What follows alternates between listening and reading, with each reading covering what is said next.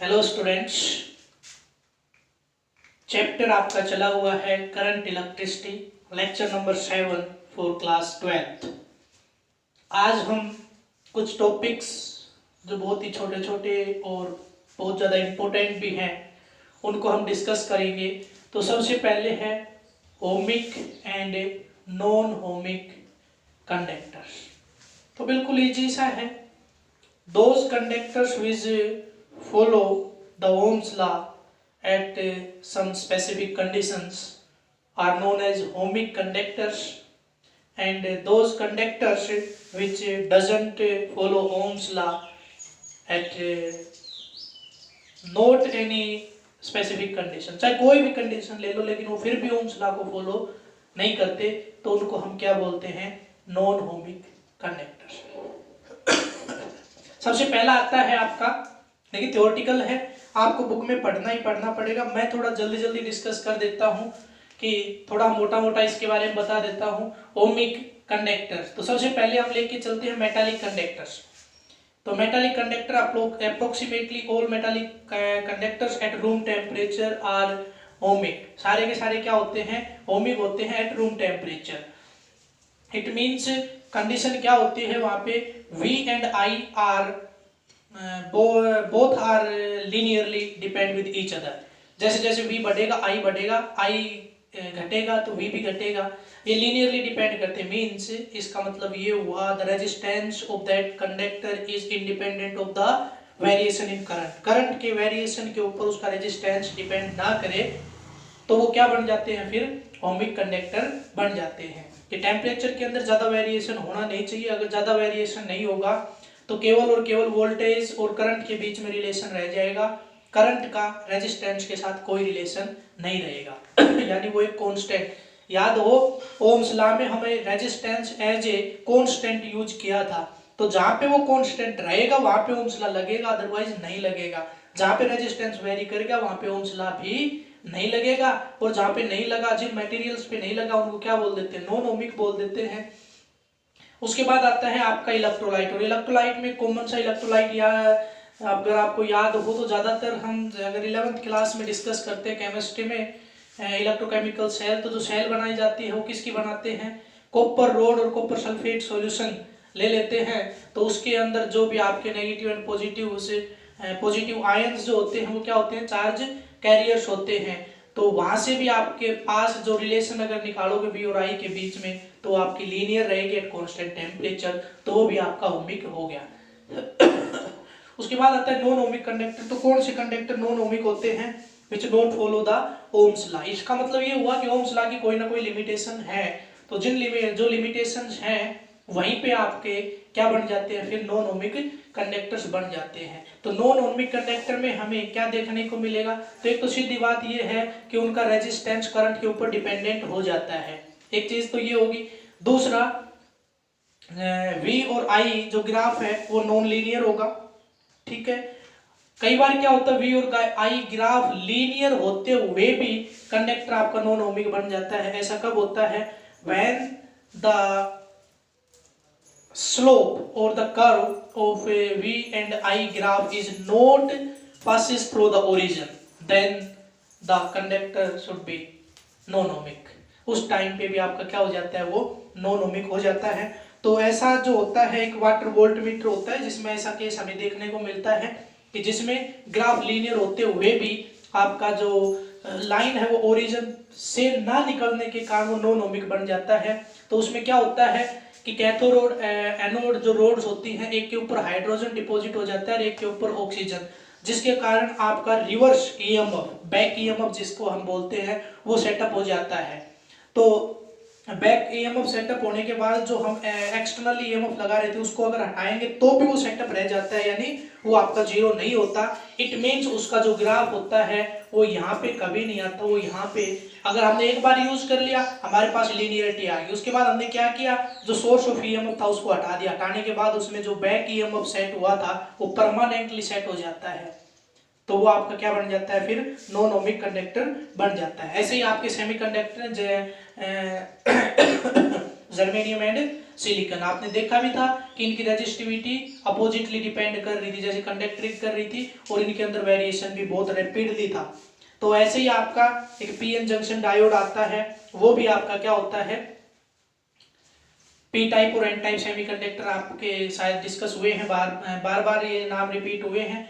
इसको हम last unit है आपकी, पहले सेकंड लास्ट होती थी लेकिन अब लास्ट सेमीकंडक्टर्स, उसमें हम इसकी डिटेल स्टडी करेंगे, तब आपको ये समझ में आ जाएगा। उसके बाद और अगर आपकी बुक में कोई दे रखा है तो आपको वो पढ़ लेने हैं, अगर कोई दिक्कत हो तो आप मेरे से डिस्कस कर सकते हो। नेक्स्ट टॉपिक है सुपर कंडक्टिविटी। तो एक प्रोफेसर कैमरिंग ओम्स इन 1911 लैब थी हॉलैंड में, लेडिन के नाम से, उसमें वो क्या कर रहा था, एक्सपेरिमेंट करने लग रहा था, और उसने देखा कि मरकरी का टेम्परेचर जैसे ही 4.2 केल्विन, मरकरी का टेम्परेचर जैसे ही 4.2 केल्विन आता है, उसकी रेजिस्टिविटी सडनली जीरो हो जाती है, बहुत जल्दी जीरो हो जाती है। इट मींस उसका रेजिस्टेंस जीरो हो गया। तो उस टाइम पे क्या हो गया कि करंट के रास्ते में कोई रुकावट है ही नहीं, तो वो क्या बन गया आपका सुपर कंडक्टर। और इस फिनोमिना को क्या बोल देते, इस प्रोसेस को क्या बोल देते हैं, सुपर कंडक्टिविटी।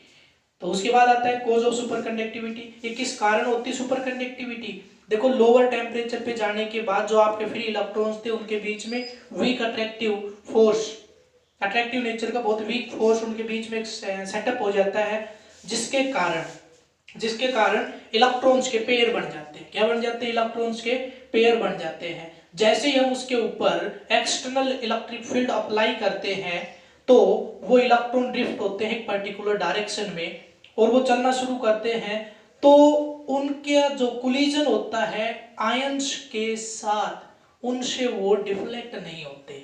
हम ये कह सकते हैं कि इलेक्ट्रॉन्स का अगर पेयर बन जाए तो उनका मास बढ़ने के कारण वो बिना कोलिजन, यानी उनके कोलिजन होने बंद हो जाते हैं। कोलिजन हम ये तो नहीं कह सकते होने बंद हो जाते, लेकिन कोई इफेक्ट नहीं पड़ता कोलिजन का। मीन्स ये मान के चलिए कि एक ट्रक है, उसके अंदर 10 क्विंटल तो खुद का वजन है, 20-25 क्विंटल उसके अंदर और सामान भरा हुआ है, और उसके सामने उसकी स्पीड है 20 मीटर पर सेकंड की, और उसके सामने एक ये मान के चलिए कि 20-30-50 किलो का कोई बच्चा उसके सामने आ जाए, तो क्या उसके टक्कर लगने के बाद ट्रक इधर उधर जाएगा, नहीं जाएगा, उसके ऊपर कोई इफेक्ट नहीं पड़ेगा। तो ऐसी कुछ कंडीशन यहाँ पे बन जाती है कि इलेक्ट्रॉन्स का पेयर बढ़ने की वजह से उनका मास बढ़ जाता है, और जैसे वो आपके एटम्स के साथ कोलाइड करते हैं तो उससे कोई इफेक्ट नहीं पड़ता। इसका मतलब हम ये कह सकते हैं कि इलेक्ट्रॉन्स बिना कोलिजन के एक पॉइंट से दूसरे पॉइंट, एक एंड से दूसरे एंड तक ट्रांसफर हो जाते हैं, जिसकी वजह से सुपर कंडक्टिविटी फिनोमिना हमें देखने को मिलता है। लास्ट आपका टॉपिक है वो है मेजनर इफेक्ट।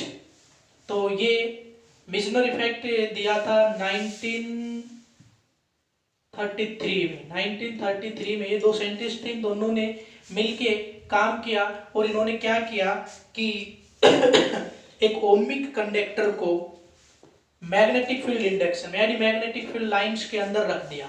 तो क्या देखा इन्होंने कि यहाँ पे अगर मैं इसको रख रहा हूँ तो एट रूम टेम्परेचर इसके ऊपर कोई इफेक्ट यहाँ पे नहीं मिल रहा, यानी जो लाइंस जा रही थी वो बिल्कुल स्ट्रेट इसके अंदर से निकल जाती हैं। लेकिन जैसे इसको कूल करते हैं बिलो इट्स ट्रांजिशन टेम्परेचर, इसके ट्रांजिशन टेम्परेचर से अगर इसको क्या कर देते हैं, नीचे कूल कर देते हैं, तो जहाँ पे आपका स्पेसिमेन था इसके ऐसे इस तरह से आपकी लाइन निकलनी शुरू हो जाती है, और इसके अंदर से कोई लाइन पास नहीं हो पाती। तो ये देखने को मिला था। इसका मतलब ये हुआ कि सुपर कंडक्टर का magnetic field inside the conductor zero होता है। जो सुपर कंडक्टर्स होते हैं उनका मैग्नेटिक फील्ड इनसाइड क्या होता है आपका, जीरो होता है। ये था आपका मेजनर इफेक्ट। आज का लास्ट टॉपिक वो मैं डिस्कस कर देता हूँ, वो है आपका कॉम्बिनेशन ऑफ रेजिस्टर्स। तो जैसे ही कॉम्बिनेशन ऑफ रेजिस्टर्स का नाम आता है तो आपको पता है मेरा हमेशा ये क्वेश्चन रहता है, अगर कोई नई चीज आती है तो उस पर मैं एक क्वेश्चन जरूर करता हूँ, क्या जरूरत पड़ गई थी, क्या जरूरत पड़ गई थी इस चीज की, क्या जरूरत पड़ गई थी कॉम्बिनेशन ऑफ रेजिस्टर्स की, यानी रेजिस्टेंसेस को कंबाइन करने की क्या जरूरत पड़ी थी, बताइए। Combination of resistors. तो रेजिस्टर्स को कंबाइन करने की जरूरत क्या पड़ी? देखिए हमारे पास 2 ओम के 15-20 रेजिस्टर्स रखे हुए थे और हमारे पास कोई मार्केट नहीं है, ठीक है। तो हमने क्या किया कि एक लैब में एक्सपेरिमेंट करने लग रहे थे, लेकिन चाहिए था 10 ओम। अब क्या करें? तो वहां पे जरूरत पड़ गई कि मेरे पास जो है इनसे काम चलाऊंगा, सभी को जोड़ देता हूँ। या फिर 2 ओम के 10 थे, लेकिन मेरे को केवल 0.5 ओम का एक रजिस्टर चाहिए, तो क्या करेंगे? कैसे? जैसे तैसे उनको जिस भी तरीके से हम जोड़े और क्या मिल जाए? 0.5।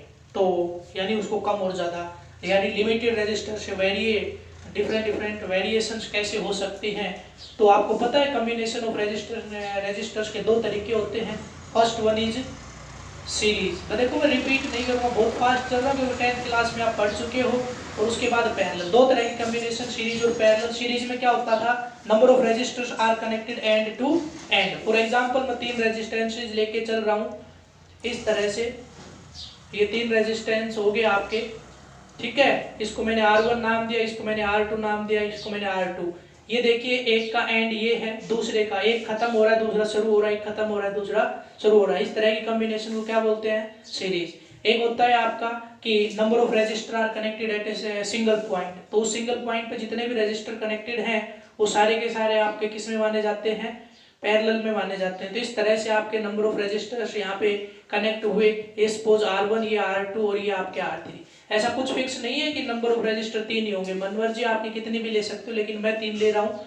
तो यहाँ पे आपको जो याद करने की याद रखने की चीज थी वो एक ही थी, सीरीज में सभी के अक्रॉस करंट सेम होता है, पोटेंशियल डिफरेंस अलग अलग होता है। पैरेलल में सभी के अक्रॉस पोटेंशियल डिफरेंस सेम होता है और करंट अलग अलग होता है। फॉर एग्जांपल देखिए यहाँ पे मैं एमीटर यूज करना चाहता हूँ, तो सपोज एमीटर कैसे लगता है? हमेशा सीरीज में बता चुका क्यों लगता है, कहीं पे भी लगा लीजिए, यहाँ कहीं लगा लीजिए, सारा का सारा करंट उसके अंदर से जाएगा। इट मीन्स इन सभी में करंट की वैल्यू सेम रहेगी। मैं मान लेता हूँ इसमें भी करंट आई, इसमें भी करंट आई और इसमें भी करंट आई। लेकिन पोटेंशियल जो वोल्टमीटर होता है वो पर्टिकुलर डिवाइस या पर्टिकुलर इक्विपमेंट के पैरेलल में लगता है। तो यहाँ पे भी लग सकता है ना, और यहाँ पे भी लग सकता है इन दोनों के बीच में, और आपका यहाँ पे भी लग सकता है, यानी 3 जगह पे लग सकता है। 3 रजिस्टर, तीनों के लिए अलग अलग वोल्टमीटर लग सकता है। सपोज इसके अक्रॉस वोल्टेज V1, इसके अक्रॉस V2 और इसके अक्रॉस आपकी V3, ठीक है। अब देखिए बहुत अच्छा तरीका ये है कि ओम्स लॉ लगा दीजिए। क्या लगा दीजिए? Ohm's law. V1 is equal to V2 is equal to V3 is equal to, याद भी है कि नहीं? ओम्स लॉ क्या था?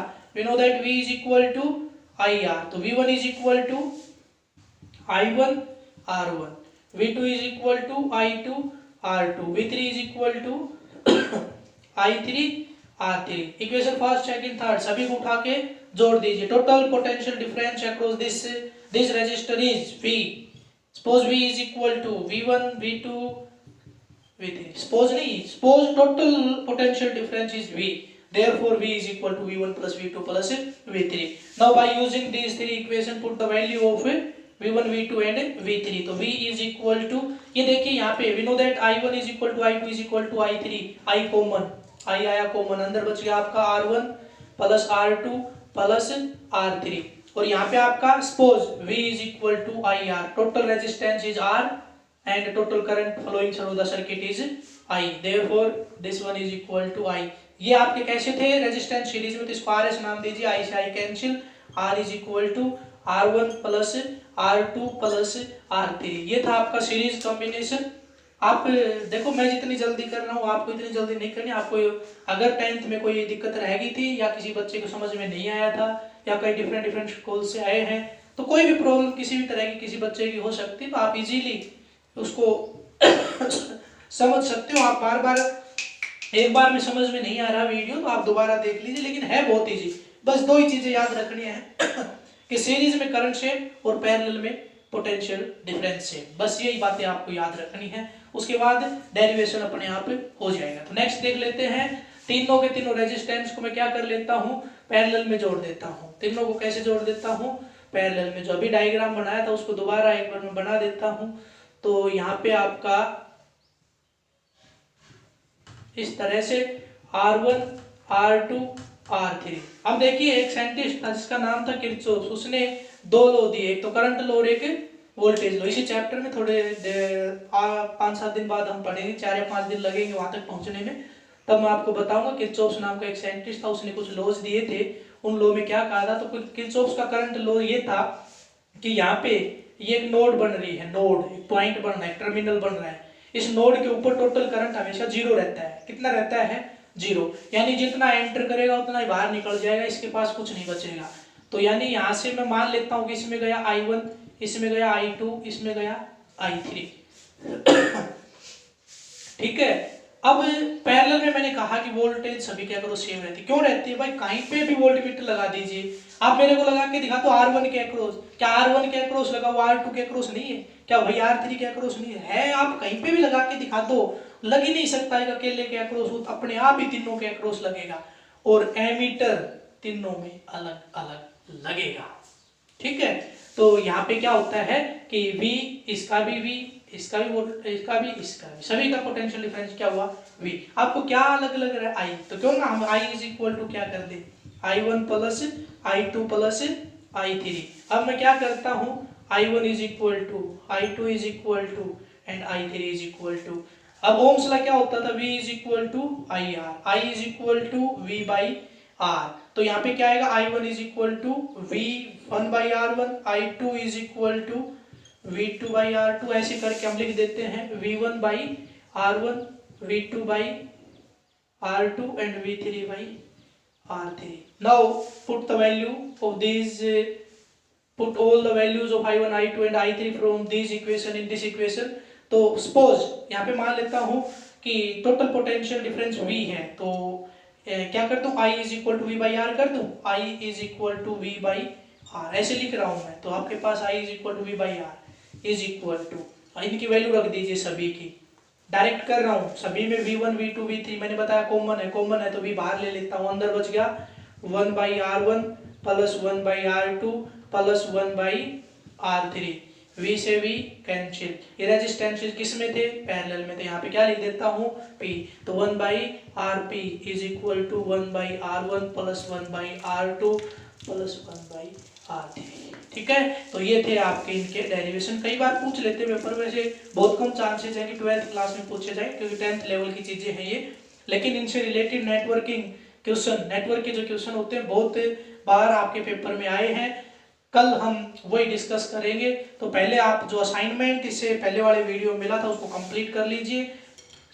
शायद इस वीडियो से आपको उस असाइनमेंट में कुछ क्वेश्चन है उनमें जरूर आपको कोई ना कोई हेल्प जरूर मिलेगी। उसके बाद हम नेटवर्क के क्वेश्चन करेंगे। ज़्यादा टाइम नेटवर्क के क्वेश्चन पे नहीं लगाएंगे, केवल एक ही दिन में लगाऊंगा। उसके बाद हम नेक्स्ट 1 बाय 1 वीडियो में अगले टॉपिक्स को डिस्कस करना शुरू कर देंगे। यहाँ पे इंपॉर्टेंट पॉइंट्स जो आपको याद रखने हैं, if number of resistors are connected in series then the net resistance is always greater than the highest individual resistance of the resistor। सबसे ज्यादा रेजिस्टेंस जिस रेजिस्टर का है उससे भी ज्यादा रिजल्ट आपको मिलेगा। And in case of parallel the net value of the combination of resistors in parallel is less than the smallest value of resistance of individual resistance। सबसे छोटा जो रेजिस्टर है उससे भी कम रिजल्ट आपका आएगा। ठीक है, आज के वीडियो में इतना ही। थैंक्स।